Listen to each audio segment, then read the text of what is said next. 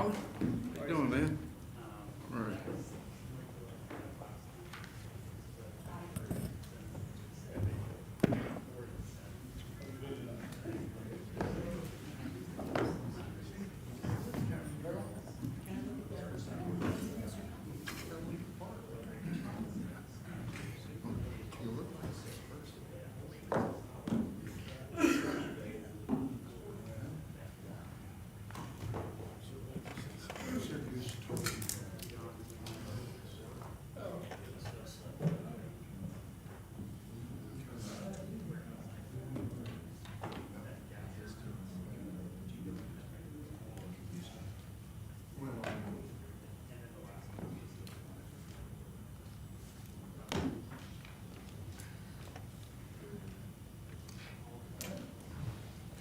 Like the orange thing. Thank you. I like your tie. We should have our picture together later. We can arrange that. We can arrange that. Whitney wants in. I don't know, that's more of the She's got that burnt, Texas orange. burnt orange. Ew. I am GoPro all the way. Right. Want one? Well, it looks like it's time to start our study session. I'll call us to order. Summer, if you'll read the roll. Commissioner Patterson? Here. Commissioner Norwood? Here. Commissioner Sirigusa is not present. Commissioner Roberts? Here. Commissioner Stallings? Here. Commissioner Orr? Here. And Mayor Mason. Here. Item number 2, at the request of the commissioners, discuss any item of concern on the regular session agenda. Does anyone have anything they'd like to talk about that's on the agenda for later?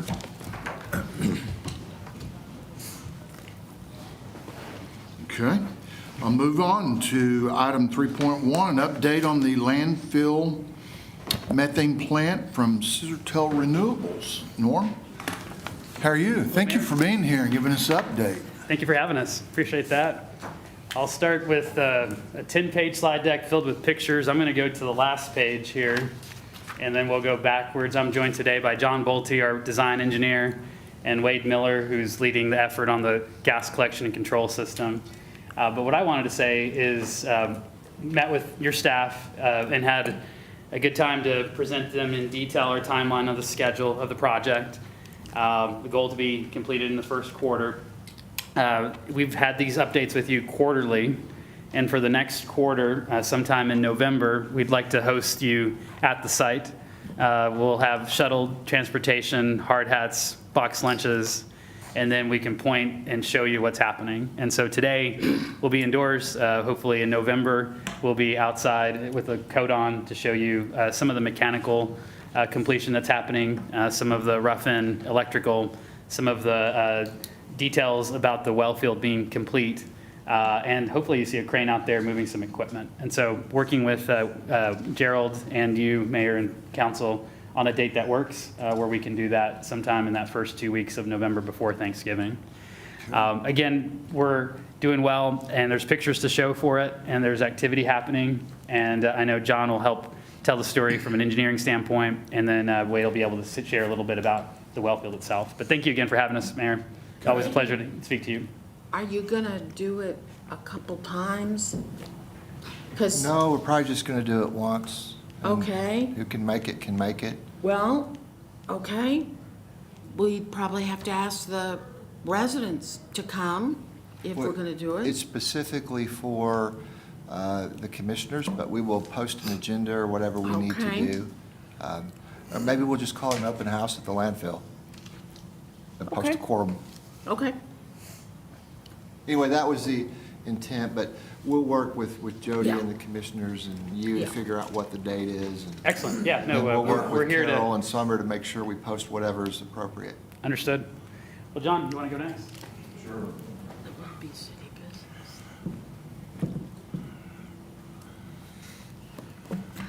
Hello, how are you all this evening? Good. Glad to be back.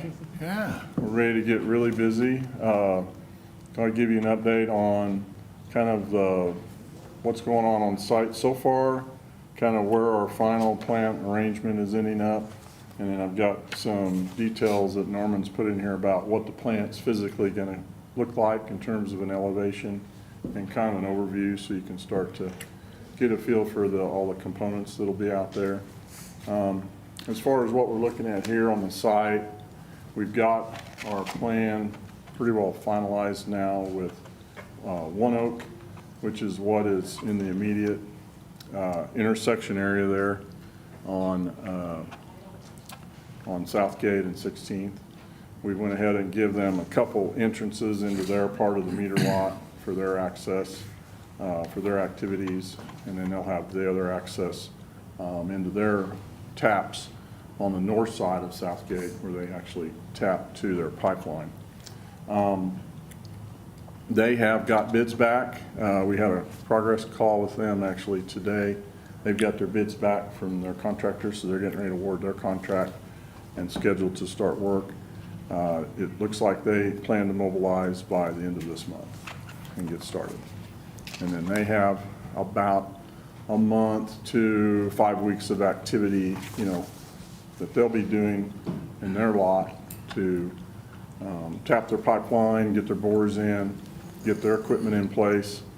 Like I said, basically one line is to tap to feed us for the source gas that we need to operate our plant.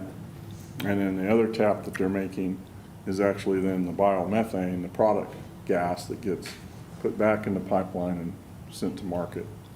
So as far as what's out there today is our warehouse building. It's up and it's complete. We're scheduling the inspection with the state fire marshal office, so we're ready to do our inspection with them. Basically, the key item that they're looking at is the fire alarm system, remote notification and all that good stuff, so that all that's the way that they want to see it. And then what will happen is we'll actually interconnect the fire alarm system in the warehouse to the electrical container room, which is our building or structure that's in the northwest corner of the plant pad. So those two will communicate with each other. So if there's something going on in the warehouse, it notifies. If something happens on the plant, it also notifies, so that everyone knows to be able to respond. Let's see. I guess is this advancing? Look at that. So this is a pretty picture of an elevation view, basically showing what does the plant look like in elevation view as you drive by on Southgate Road. So this is be a south elevation, looking at it as you're along the road. The one item to keep in mind is we will have our screen fence up, our 8-foot fence, so some of those lower structures will be pretty much screened from view from the road, since it's kind of sitting up high relative to the road.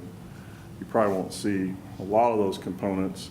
Obviously the vessels that are vertical will be sticking up above that. The thermal oxidizer, which is the little stack, it's actually the furthest back away from the road. So the structure here on the right-hand side with a little red stripe around the bottom, that's the brain. So that's the container, electrical controls, system controls. That's basically where all the electrical comes and goes to and from to run the facility out on the pad. And then that's a top view of the same layout. Basically, again, our containers, like I said, kind of off there to the northwest part of the pad. And then we have the raw gas that's coming in on the left from the SCS collection system. We capture it, take it into a compressor to boost the pressure, and then basically it runs it through. There's two sets of vessels there for the pressure swing absorption process to remove the CO2, remove the nitrogen, and then it works its way, basically kind of works in its way from left to right as you look through the plant. And then as you get over to the right-hand side, you have the tall vessels that then will polish the gas and in essence feed to the compressor on the northeast corner. And then out of that compressor is basically where we boost it to pressure for One Oak. We operate at about 120, 140 pound range inside the plant. once it's boosted. And so then we'll take that discharge pressure out of the plant, and we have to boost it to around, I think it's about 700 or so, is the transmission pressure to put it into One Oak system. So actually, it's going to take a 2-stage compressor to do that, to get it from our level up to the injection pressure that they need. So.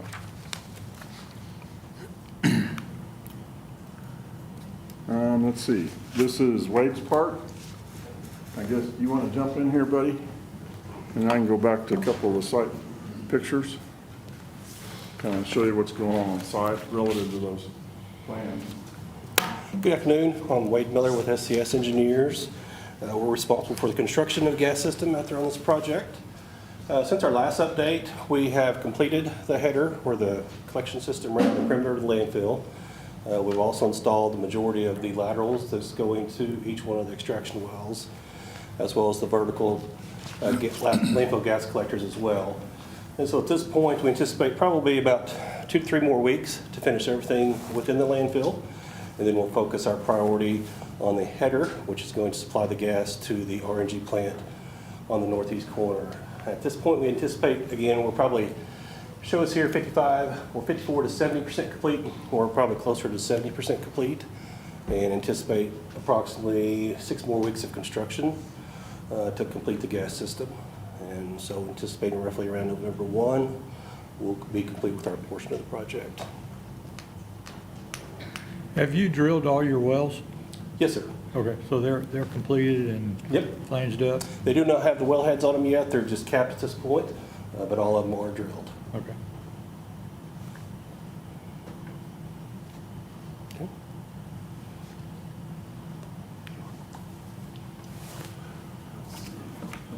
What do we got next here? I think we took some photos for, today. Yeah, this would be part of the line that Wade's crew will be installing as they come around from the landfill face on the west side. Then they'll be headed to the north and then along the north side. And then this is a crossing that's already been bored in underneath your main entrance. So we've already got the line stubbed out, ready for them to connect to under your main driveway. So that bore's already complete and in place waiting on us. Warehouse is all done. In essence, we're waiting for inspection and sign off from State Fire Marshal Office. We've already got our approval from the county DEQ for our little septic lateral that's out there. All that's in place and all been inspected and signed off on. Everything's good there. So basically next is just connecting our utilities. We'll have of course, our main power service that we're coordinating with OG&E right now. They've got their equipment and materials in their hands, and we're going to put in basically a conduit and a stub in for them to bore across Southgate, and then they'll be installing the primary electric across the road for us. So it's all ready to go for them. They have I think they told me it'd take about 3 weeks for them to do their part. So they'll bring the primary feed in, it goes to a CT meter base, and that goes to the primary transformer, which then feeds a switch. It's a 2,500 amp switch to power this whole thing. And that goes into the box, into the container, and then everything gets distributed from there. So the power for the warehouse actually is split off from the container. It is part of that overall service. Then we'll get with the rural water district out there for our water connection. We'll have water service. We'll have some frost-free hydrants for maintenance purposes around the plant pad itself. And then, of course, communication again is right there. So we'll have our connection so we can have fiber service for communication. So everything's very handy that's right along the road. This is in essence kind of where Wade's work will end up. They'll come to us with their raw line. They'll install what is going to be, is it 6, I believe? 5 or 6. I think it's 6. So in essence, they have 6 locations throughout the hill and then down to us wherever there's a low point, they collect the condensate, pump it out, back to leachate. So we'll have the final location here where the raw gas comes in and then basically it drops out into the sump before it goes into the plant. and then that moisture's circulated back to your leachate system. And so that's on the west side there, and so that's where we'll basically take the raw, bring it into the plant, and begin the processing of the raw gas. And then this is the One Oak area where, again, we've graded out their lot for them, so they're all ready to go. Like I said, they got their bids, so they're getting ready to get their contractor engaged to get him out here to start working. So basically, their crews will be working in that portion of the site. Our crews will be working in the other portion of the site, because our next activity is to start roughing, which basically means all the conduit runs that need to be buried underneath the concrete pad need to all be positioned and roughed into place, leaving the container, coming out to the plant pit area, riser where they need to connect to the components. Some of them come up underneath components, like the containers for vacuum pumps, just have little holes like this. So with all those marks we have to hit, so when you bring the container out, you just drop it on the pad and then start making all the connections. So it's going to get really busy here real quick.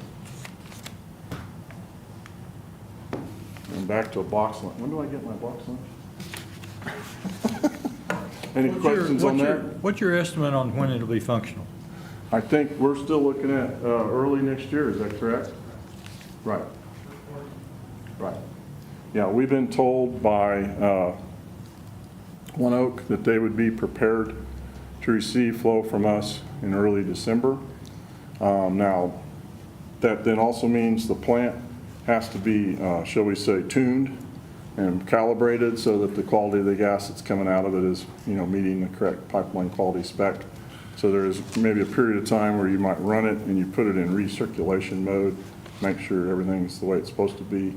Some of it may go to flare, during that period of time, and then we introduce it to them. So, But your early next year is 25? correct. Okay. Yes. So, yeah, it's So it's first quarter, so it's going to be March, or is that what you're saying, Norm? Yes, sir, in the first quarter, Okay. we have the latest. Right. Our Right.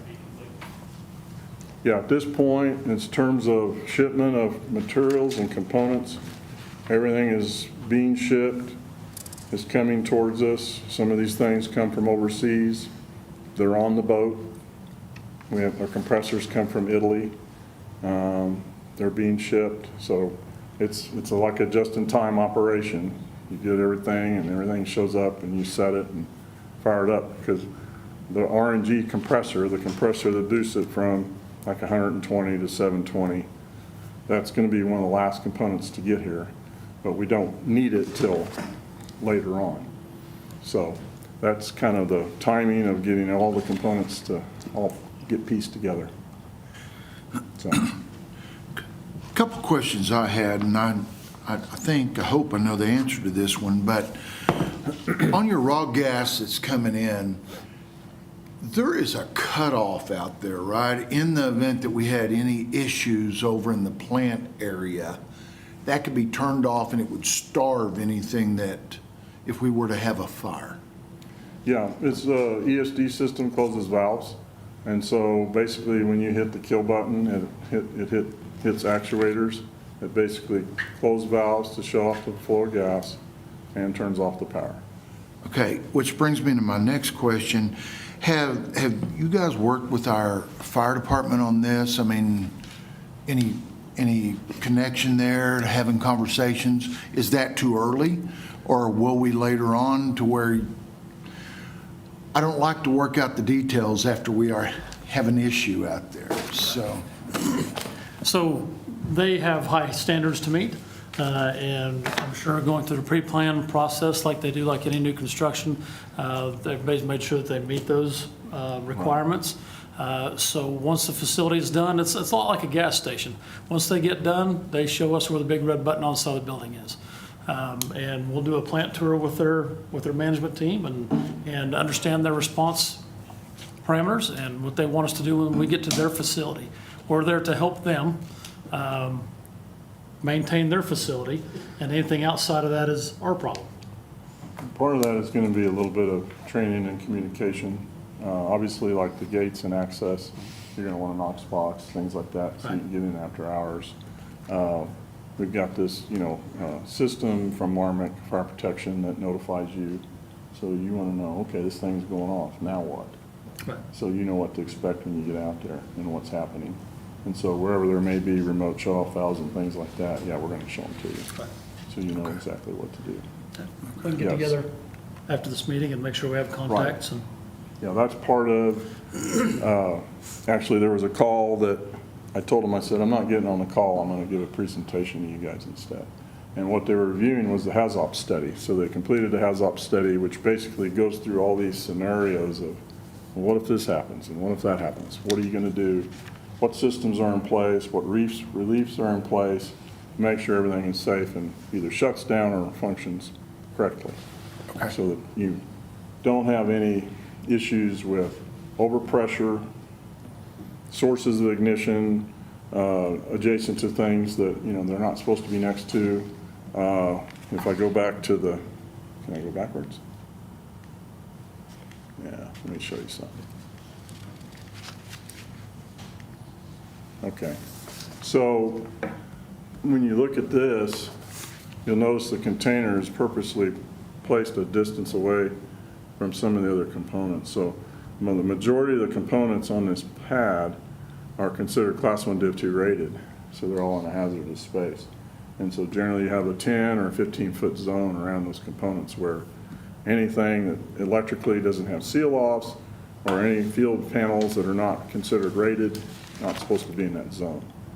The container, of course, is non-rated components because that's your power supply coming in. So it purposely has to be placed a distance away from the rated stuff. So this kind of gets into the safety part of, we all have to double check that we don't have something in the zone that's not supposed to be in there. And I don't know if you do any inspections, I guess ODOL gets into that, but like if you go over to ONG's CNG station, same principle. When you look at the spheres, when you look at the compressor, dispenser, there's zones around those where all the stuff's supposed to be rated. The card reader is a distance away from the dispenser for a reason, not to make it inconvenient, but so it's not in that zone. Okay. So those are the things that we double check, triple check to make sure we haven't overlooked anything. Okay, all right. So, Thank you. yeah. That's all I had. Didn't mean to get too far in the weeds, but just so you kind of follow what's happening. No, out there. I understand. And in Enid, we deal with risk all the time. I mean, between Vance and a lot of jet fuel, grain elevators, I mean, we have that risk, and we're okay with that. We just want to make sure we're always on top of it and know ahead of time. So- Yeah, I know. Every time I come to town, I'm ducking. I'm like, where'd that one go? I swear they're after me. Yeah, we can't live in a zero-risk world, so. Understood. Okay, all right, very good. Thank you for your time. Thank you. Norman, you got anything else? Norm, I was just going to ask you one final question. So presuming we finish in March, that means the facility's finished. Is there some kind of startup time? And then when should we plan to get our first check? Sure. No, good question. I know when we were with you in April, we agreed to start our lease at a date certain. And so that began the clock. And so the clock's still going. And so I think you should see that in that first quarter as well. So I think I would give you an answer of April 1st at the latest is when that would happen. But our agreement calls for a lease payment that was agreed upon when we extended the term, and we started the term at that point. So that should be a April 1st at the latest date. I just want to remind everybody, this is solving a regulatory problem, no cost to the city, and there is a stream of revenue coming in. It's simplified, really saved us some additional money on recycling costs because we just recycle right into the landfill now and let it break down and hopefully help it break down as fast as it can so you can harvest it and sell it. That's right, Gerald. Appreciate that. Thank you again for your time, and I know we can work through details in November about getting together. Okay. Thank you, everyone. All right, thanks, Norm. Item 3.2, update on storm water master plan. Morale? Thank you, Mayor and Commissioners.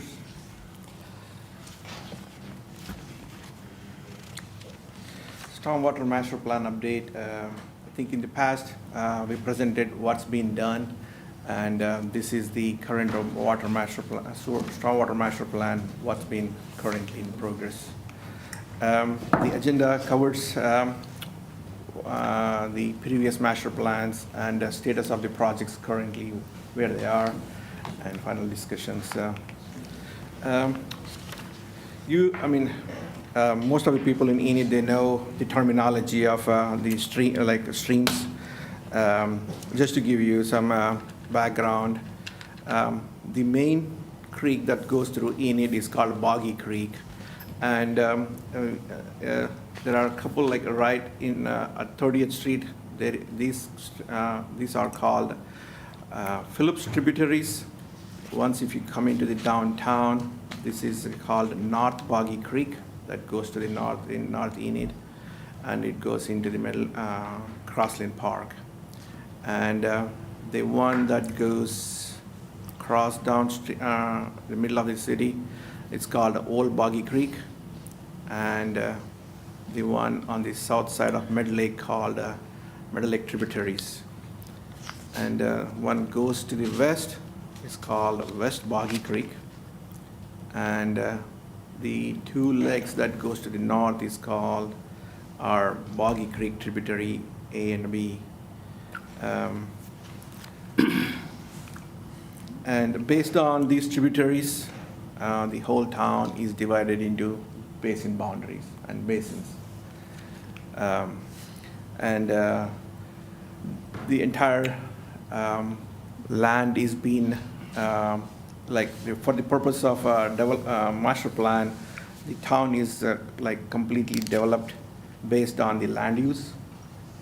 You can see majority of here is a residential, and the dark orange is going to be commercial, some industrial, and a pasture on the north side of the town. These are the previous master plans. We started in 1975 up to 2021. There are several master plans being done with the several firms that are being accepted in the previous. These are all, like, we have about 15 regional detention ponds, and they are like, some of them are completed, some they are still in the design process, and some of them are in the construction phase. I'll go through them in the presentation. Number one, coming from west to east, Garland South Detention Pond. This is on the south side of Walmart, and this is the new soccer complex on the south, and this is a Garland South Detention Pond. Just a background on the detention ponds. These detention ponds are developed based on the upstream development. So when there is a new development, we will improve detention pond.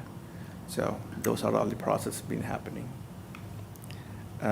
You can see right here in this pond, like there is only a little bit on the north side is being developed. So that's based on the upstream development. Oakwood West Detention Pond. This is on the east side of the Garland West, and this is the Oakwood Church. I think no, not Oakwood. Willoughby, But yeah, the church right there. or World Harvest. World Harvest Church. Yeah. Sorry, World Harvest Church, and it goes between Garland to Oakwood on the south side of the mall. This is on the south side of the detention pond. There is a trail, just to give you some boundaries. And this detention pond is not completely developed. So whenever there is a development on the north side and the south side, this will be developed. And the city acquired the properties and created the boundaries for this detention pond. Meadows Detention. With the recent modelings, with the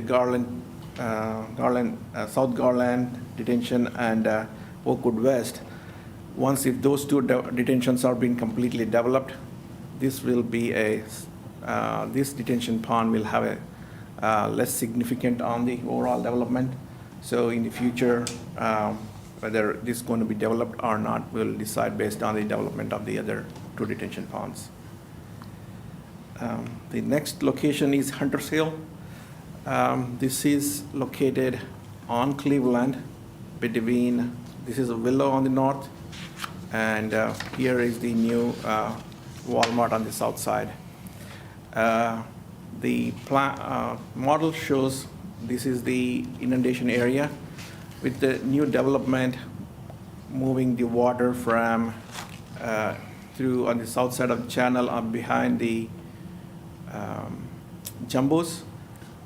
The inundation or this problem will be resolved. Hey, Morale, can I ask you a question right here? And you might have said it, I just didn't hear it, but we have been trying to put pipes underneath that railroad, right? To try to. That is correct. Do we have that done? Are we in the process? That will be part of the widening project. Okay. Yep. Okay. Okay, thank you. There are some pipes under there now. Yeah, but it's not enough to take all the water out of that addition, right? I mean. Right. Okay.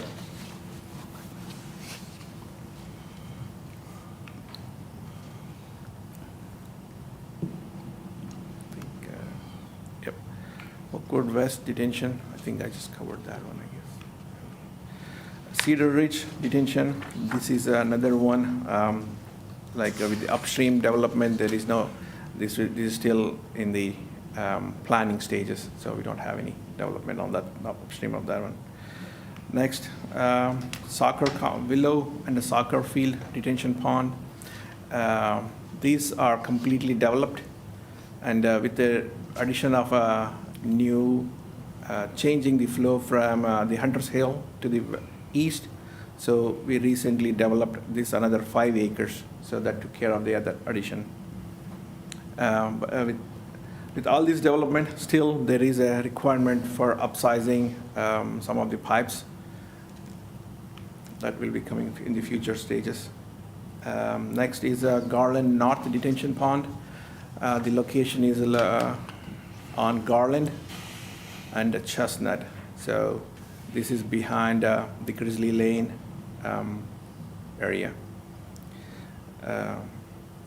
This is also about 80% of the detention pond is done based on the development. Chestnut West Detention and Garland North tributaries. These are the 2 different detention ponds. This flow takes from the north, right, west and north of the Prairie View School, and this takes the flow from the west, Pheasant Run subdivision, Pheasant Run area. These 2, they are still in the development stage. The next detention pond is Oakwood Nature Park detention, and these detention ponds, they are still in the planning stages.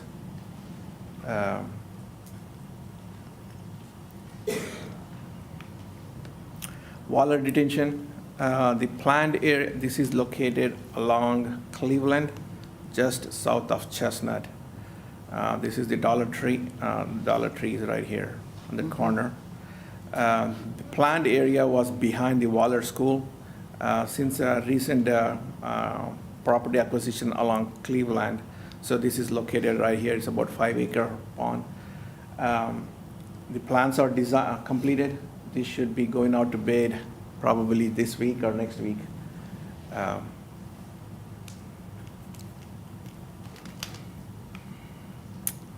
next location is a Cherokee detention pond. Cherokee is this is the old Honda house.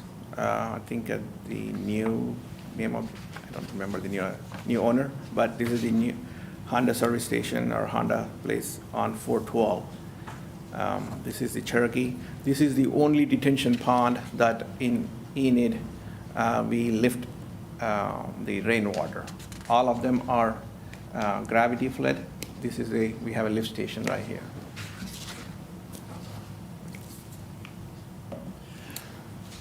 The next location is Crossland Park Detention. This is completely developed. It's located, name itself, in the Crossland Park.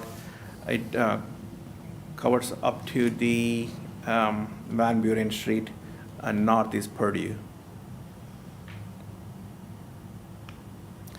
On this location, there are a couple streets upstream of this.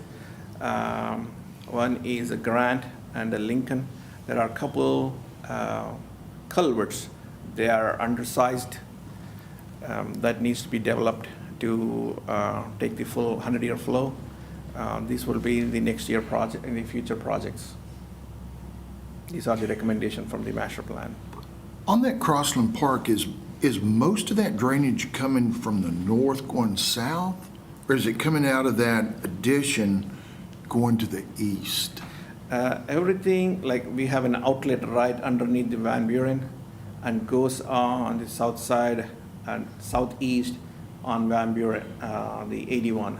So there is a big culvert underneath the 81. So does it come from the west? North and like there is if you go drive on Purdue, there is something comes from the north and also comes from the west. So there are. And then it flows out east down Van Buren? and- Yeah. And does that one head down to the old soccer fields? Or? No, this doesn't go to the old soccer. This goes through the. I'll get to the main.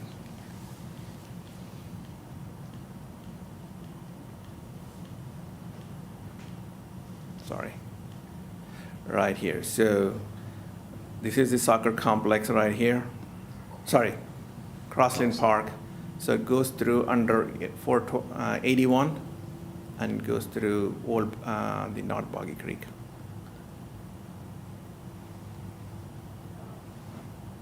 So the soccer complex is right here. Okay. Okay. Thank you. So let me bypass.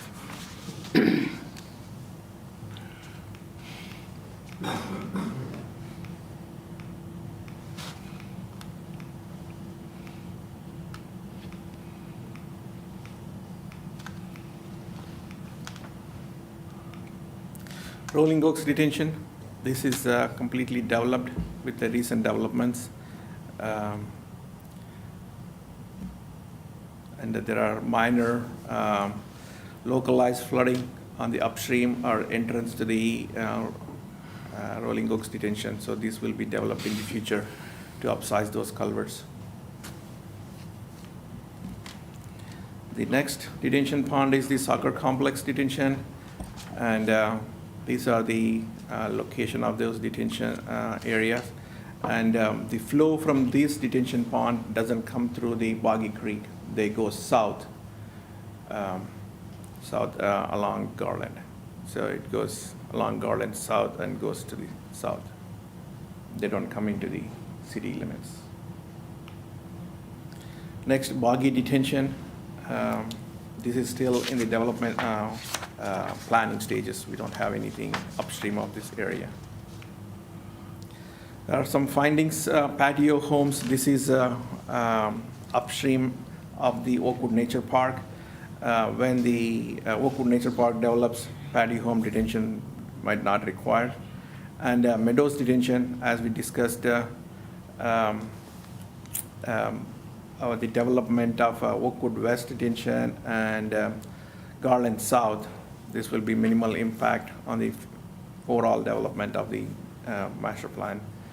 The 3rd Street flooding, these are all, there are a couple boxes that requires attention. There will be further studies to upgrade those boxes along 3rd Street. The next one is the St. Mary's Hospital area. There have been significant improvements along the channel, mainly on the bridges, but nothing has been done to the channel. Those required in the future projects. The next is West Boggy Creek. With all these detentions, we improved since 1975. There is still a lot more improvements required.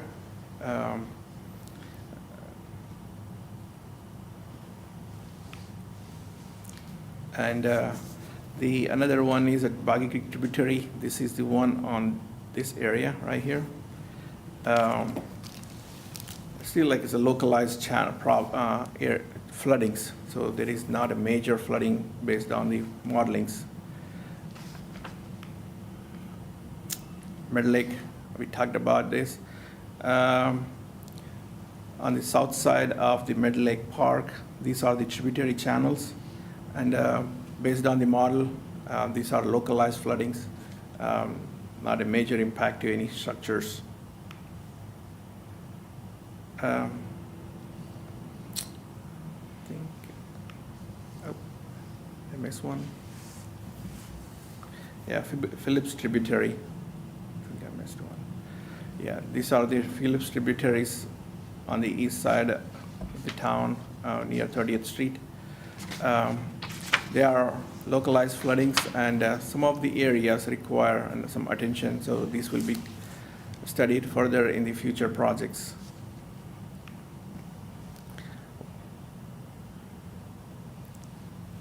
Water detention, currently in this FY25 for the construction of it.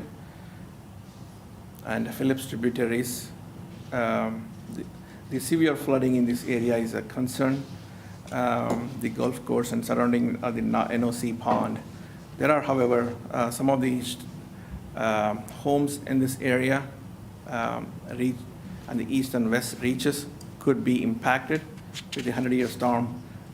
Require some additional studies to alleviate those problems. And Garland Soccer Complex, the new soccer complex, which is located on the Garland south. These are completely designed, and but they don't come into the city limits.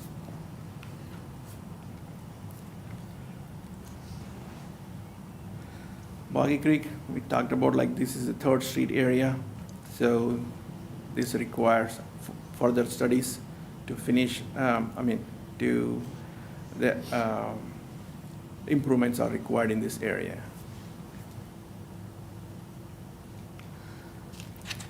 North Boggy Creek.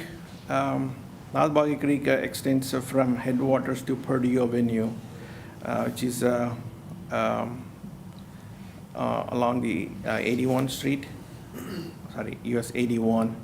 And there are some flows in this area, St. Mary's Hospital, that requires additional studies and improvements along the Boggy Creek and the North Boggy Creek. Willow Soccer Field, this is part of a North Boggy Creek channel. It collects flows from both north side and discharges to the east towards North Boggy Creek. It is recommended the city requires to do improvements to the stormwater and accommodate additional flows if large storms occur. Culverts along Lincoln and Grant, these are undersized, so those are required to upsize. Main Boggy Creek. Main Boggy Creek channel is significantly impacted during the large storm, except as noted. Flooding potentially still exists downstream of Brookside, but with all these improvements, it is lessen the impact. But to do the complete alleviation, we need further funding from federal grants to do this project. Is Valley View, is that the part of Brookside that's on the Right. west side? Yes. Okay. Yep. One Brookside is on the east side of 30th, Valley View on the west side of 30th. Yes, okay. Thank you. Yeah. Core channel conveys a considerable part of Boggy Creek. Although some of the minor flooding does occur in the channel, major flood occurs only near the Hayes School, but commonly referred as Hayes Spillout. Some of these are all funds that's been collected, stormwater fees collected since 2003, last 20 years. Just to give you how much we have been budgeted and spent to improve the stormwater system throughout the city. Approximately $2 million every year has been spending the last 10 years or so. And these are the number of projects being done throughout the city. Just to give you the magnitude and intensity of the projects. And further discussions, this is not part of the master plan, but these are considering in the future studies. One is a compensatory storage whenever there is a new development in the floodplain area. So we are looking into the developer requires to compensate the additional development in the floodplain area. We're still working with the developers and the engineers to see what are these significance and advantages and disadvantages. So this will come to your attention in the future study sessions. The other one in our drainage reports, currently we detain water only 100-year floods, 100-year rain event in the detention pond for the on-site detentions. But we are looking into see whether the developers can withhold and retain the water for 5, 10, 15, and 25 years. 5, 10, 25, 50-year flows too. The reason for this is this is a frequent rains, and the impervious surface area on the development will produce more water during these rain events. We wanted to see that can be detained on site. That will see significant improvements to our stormwater development. So these are we're also working with the developers and engineers. We have not finalized what is the effects and stuff like that. So it's still in the discussion stages. We certainly spend a lot more on that than we take in, don't we? Yes, sir. Well, I think there's, Aaron, you want to tell about the other fee? Yeah, so I think the amounts that we're showing on there are just the stormwater development fees. And so those are when a development happens, a developer has to pay a fee. It goes into that basin to make improvements. Utility customers also pay a An fee ongoing fee, yeah. on their monthly bill, and that also goes to help maintain the stormwater system for the entire city, which those dollars were not reflected on there.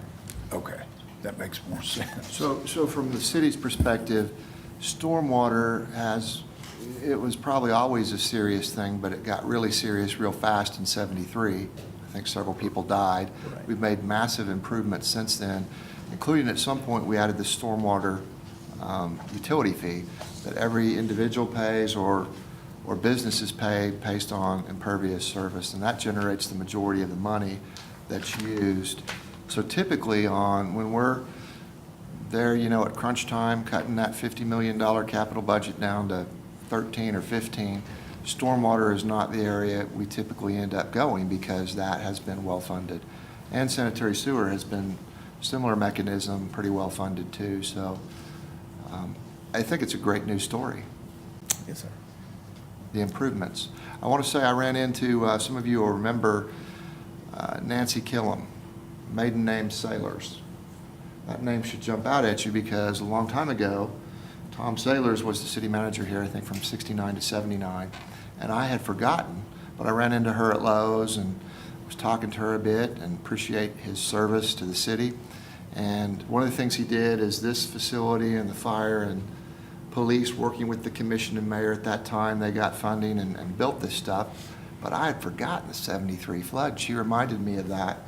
And that was not a fun time for anybody at that time. So that's kind of what set us on this path. And I think that we've made significant improvements. There are more improvements that need to be done. I think you talked about some of those. And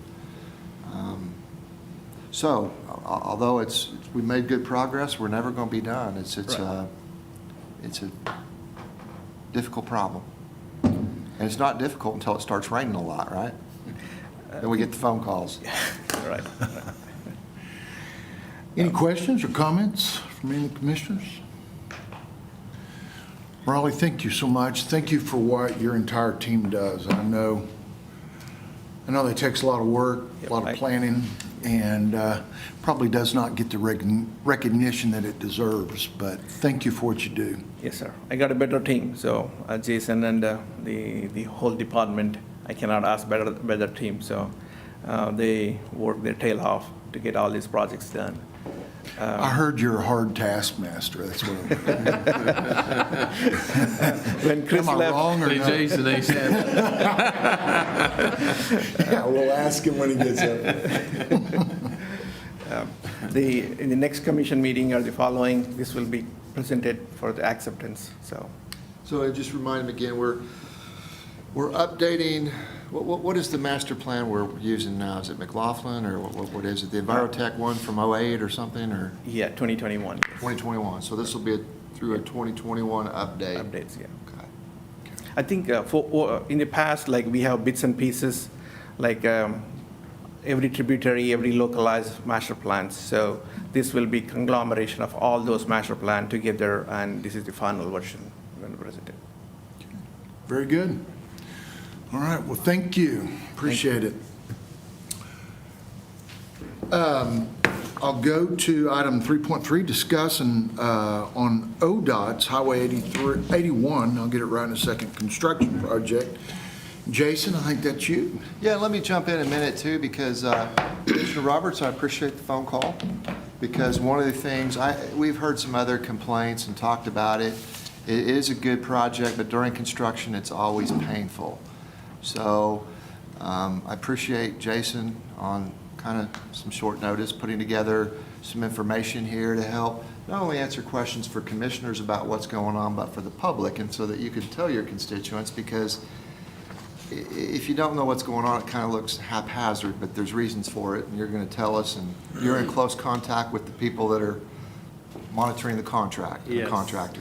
Yes, thank you for that kind of introduction. I was running different ways in my mind on how to start this conversation, and the first one I was going to say is, I still work for the city. I'm not representing ODOT right tonight, but I called and I spoke with Jacob Perry, who is the ODOT Enid resident engineer, and so he manages a lot of the contracts and the construction work that happens for ODOT in the Enid area.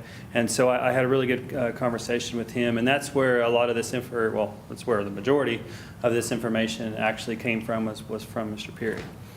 And I will plead the fifth on Raleigh's managerial if asked, so. All right, so Highway 81 rehab. It's from State Highway 45 or Carrier Road all the way down to the railroad overpass, or kind of in the Poplar area is cross street. Construction is currently about 1/3 complete. The work that's remaining is the inside and outside shoulders are going to be replaced. The dowel retrofitting, which I'll touch on that just here in a minute. The diamond grinding, and that's kind of that's the main thing that I'm going to talk about, address tonight. And then the ditch lining and center median work. So the current timeline that kind of wrap this project up is the concrete batch plant, which is located on the north side of the project, where Highway 64 and Highway 81 actually where they merge.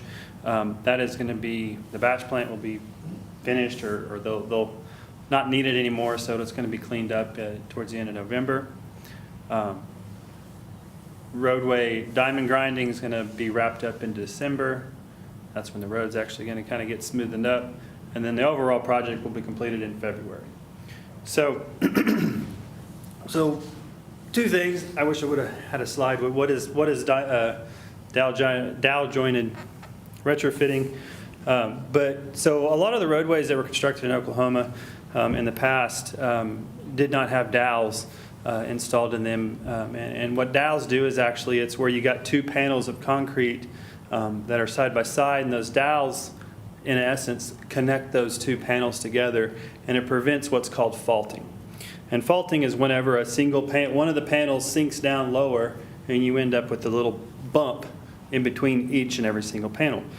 That's with, driving down the highway and you hear the ka-thunk, ka-thunk, ka-thunk, ka-thunk, the constant beat of the roadway. That's called faulting, and that's what it comes from is the roads that didn't have that dowel joints actually installed with the construction. So part of this project, as I mentioned earlier, is the dowel joining retrofitting, and that's where they actually go in and physically they cut those in and install those into the existing panels. And so as part of that installation to where we can get rid of the faulting, or they can get rid of the faulting, is then they come in and they diamond grind. And diamond grinding, I don't know how many woodworkers we got in this group, but is the same thing as planing. So basically, it's got a machine. You got a picture of it coming up here. It's a big old machine they got there, but it actually planes out the high spots that are within the roadway, so that it smooths it up.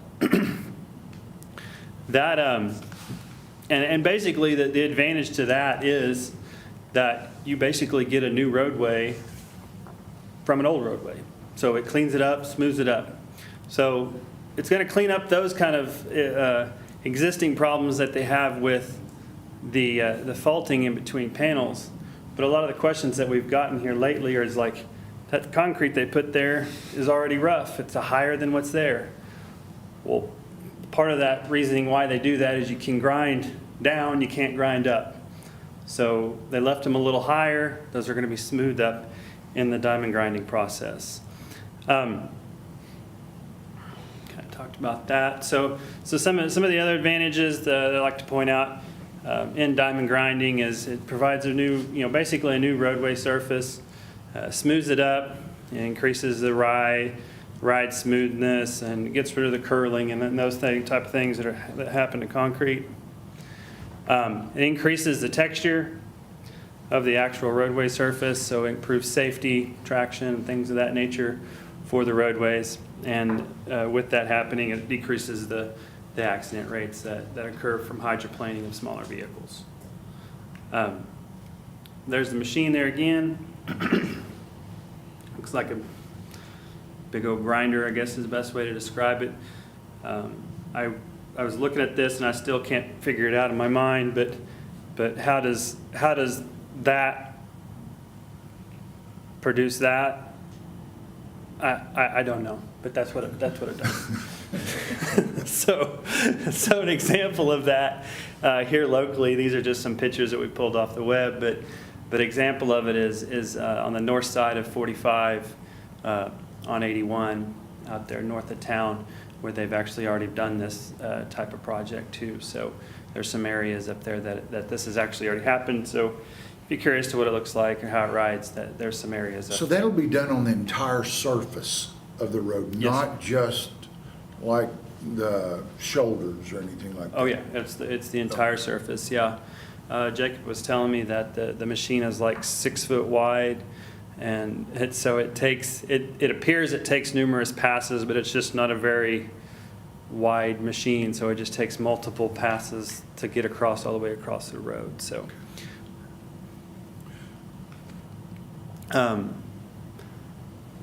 So Jacob, like I said, is the ODOT resident engineer here in Enid. Their offices are located out east of town on, I can't think of the name of the street, but it's east of town.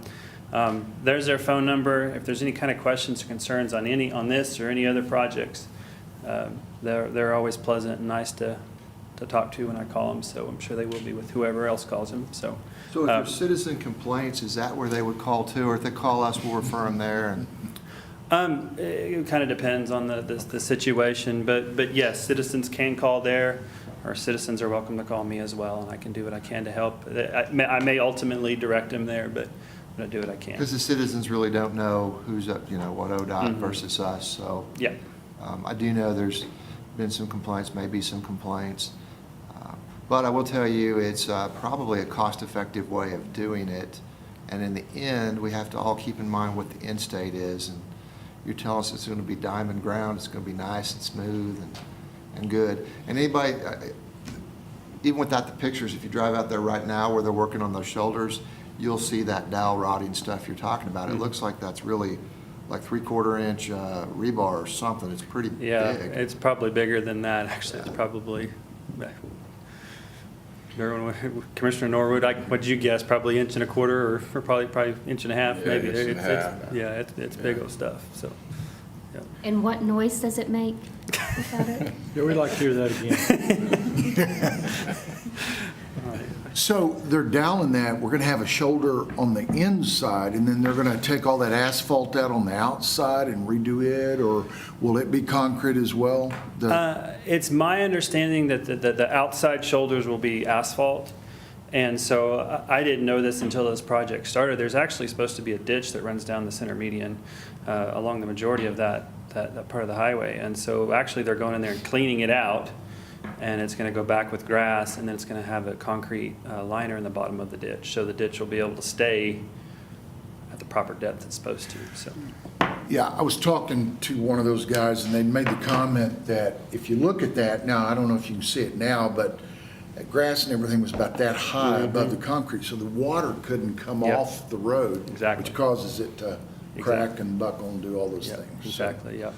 Yep, and that is one other advantage too, that I didn't mention to this diamond grinding process, is it gets the entire roadway to a smooth surface, so it drains better, you know, not only for safety, but actually it lengthens the life of the concrete as well, so. And probably the last thing I'd say on it, while it's challenging under construction, keep in mind everybody wants roads fixed, right? I mean, we all hear that. We're doing that. And here, within another year and a half, you're gonna see that same thing on, going east-west, right on 412, all the way through town. So it'll be with us for a while. Yes. Is what I'm hearing, yeah. Construction can be painful, but it's worth it in the end. It's worth it in the end, yeah. Okay, good. right. Well, thank you. Thank you all. Any questions? I forgot to ask commissioners. Anybody?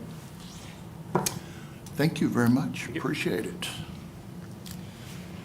Okay, well, I think that's finished all of our study session. With that being said, we will adjourn and pick back up at 6:30. We're adjourned.